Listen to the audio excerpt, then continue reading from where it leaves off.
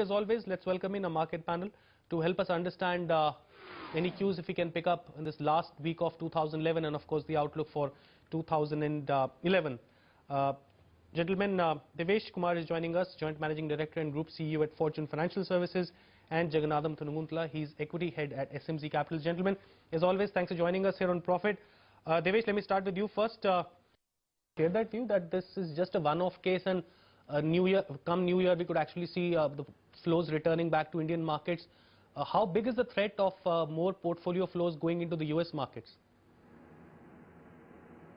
I believe this is just a year-end trend, and moreover, the logic of money going into the US from emerging markets. I believe that argument holds good if there is a competition between the money flow between the US market and Indian market. I believe the Indian markets are getting a fresh allocation, and it's not necessarily there is a competition, because the money which is chasing the emerging markets and with the high risk appetite, I think they are chasing the Indian markets and emerging markets.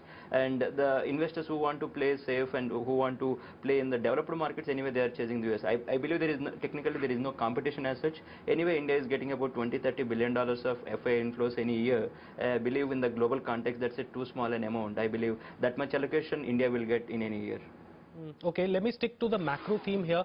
Jagan, how much of the inflationary pressures do you think are pretty real right now? Because China hiked interest rates, which was rather expected, came out over the weekend. Do you think this could be followed by at least some kind of rate action on the Indian market, on the Indian front as well? Because prices, especially for food prices, have been going beyond the Aam Aadmi, and of course, if you look at what's been happening in the last 2 or 3 weeks now, definitely a case of food prices going out of hand. Would you agree that perhaps at least some more monetary action is warranted right now? China has been definitely, even though the growth is there, with no doubt it is a sort of a bloated situation, and moreover China may be the ultimate bubble that may be waiting to happen, in the sense with the Chinese real estate we see, then their managed currency policy if we see. I think there is a lot can be expected to happen from the China, and we have seen in the past that with many emerging countries that once Japan has threatened the world that it may become the dominant force, and then we have seen the Asian Pac. But it never happened. But whereas as far as China is concerned, definitely they have been working very hard in the last 30–40 years. Their growth may be a lot more sustainable, but nevertheless it won't be a easy ride. It will be a ride with a lot of hiccups in the between. I believe 1 or 2 rounds of real estate bubble crash or anything in US in China can definitely be on cards, and that's why the Chinese central bank has been trying for a soft landing instead of a harsh landing. That's why they have been trying by increasing the CRR hike, but now the talk is about the interest rate hike in China. But the fear is that if they happen, then more FII inflows may come to China, and resulting into more and more appreciation of their assets. So now China is standing at that vulnerable point, and whatever said and done, probably 2011 may pave way for lot of macro readjustment in terms of currency policy and management, both by China and remaining countries. Devi, that was the policy side of it, but would you think that this is perhaps a good time to be looking at upstream stocks? I mean, it's a case of opportunity in adversity. I mean, upstream stocks which have been rather subdued for the better part of 2010, if crude prices moving up, who knows, even Reliance could break out key levels which hasn't been able to take out. Kane, for instance, might start looking all the more attractive. And if ONGC, the laggard, could become pretty attractive. Yeah, hope and optimism are the only 2 things that drive the markets.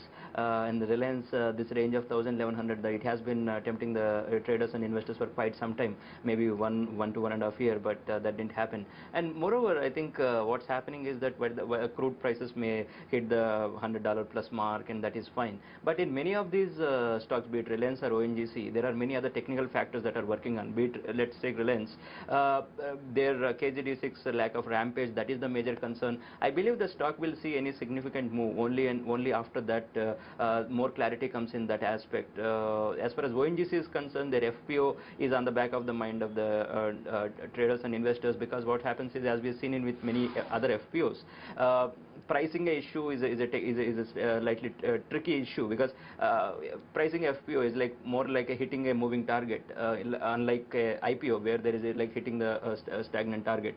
So till the time that ONGC FPO is out of the way, probably the share can be expected to trade in the similar range. So there are many other technical factors are also working on the stock, so traders have to keep that in mind. Crude prices may go up, but subject to these technical factors, the stocks may remain in the similar range. All right, gentlemen, stay with us. I'm going to take the year 2011. If we assume the turnaround in the US economy could be a very good year for the Indian IT sector, and also want to add a follow-up question, especially how would you look at the Patni stake sale, the pricing of the issue, the open offer, if we can give out your comments on that.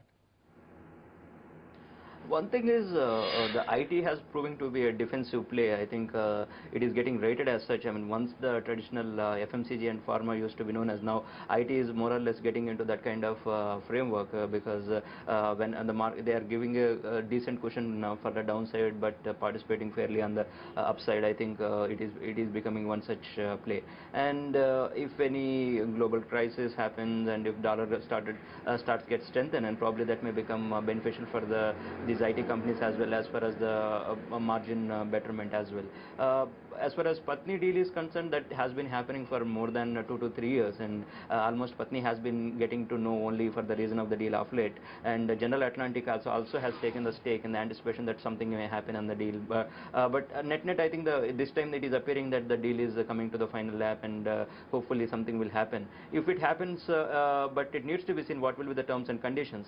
Most likely, if there is any non-compete fees, as it happened in the case of Cain and Vedanta, it will be very harsh for the minority shareholders as well. Again, as we've seen in the case of Cain, even though 355 was given to the minority shareholders, 405 to the promoters. If that kind of structuring happens, the share price can fall very, very fast. Even though 550, 560, the deal price anticipated, if the 500 will be there to the minority shareholder, the share can come back to 460, 470. So whoever is trading in this have to keep this in mind, because the new SEBI takeover guidelines have not come into work. If the new SEBI takeover guidelines come, then there is no question of non-compete fees. But till the time that happens, non-compete fees will be in existence, so this kind of structuring can happen. And if that happens, then the share prices can correct very, very fast. And with the new player coming in, probably something may happen to the Patni going forward in more aggressive stance. It needs to be seen who will be the Pati to this Patni finally. Never to miss out on a quick comment there. Jagan, before we wrap this up, your stock ideas, sector-specific ideas that you would endorse for 2011? 2011, I think Reliance, which has not participated, probably that can be one share, because the downsides are appearing to be fairly stable and the upside can be happen. And the Coal India and even REC at these levels, I think looking very good, because I believe 2010, if you see it in the introspect, that the market has barely moved up by 15%, and food inflation also we didn't cover, because food inflation for the year is 15-16%. So whatever all the arguments and discussions about the growth story and all that, that is fine. But at the end of the day, it's just a 15% kind of growth year. And the only thing is, India is like a golden opportunity, no doubt about it, but only thing is, it is a 22 carat golden opportunity, but often gets priced at 24 carat price. That's why always you will have this high pricing zone, so you will get this kind of sideways and lukewarm kind of years. And 2011 may prove to be one such year, unless some other major international crisis happens, be it Korea or China or be it Europe or anything of that sort. I believe it's better to stay with the front lines. India is a great theme, so better to stick to these front lines, because they generally give the stability to the downside. Okay, all right. Well, that sums up the discussion, gentlemen. Before we wrap this up, I want to wish both of you a very happy and prosperous year 2011. In case we don't meet again, is wishing both of you a wonderful 2011 from all of us here at Profit. And on that note, let me wrap up this show. But stay with us. The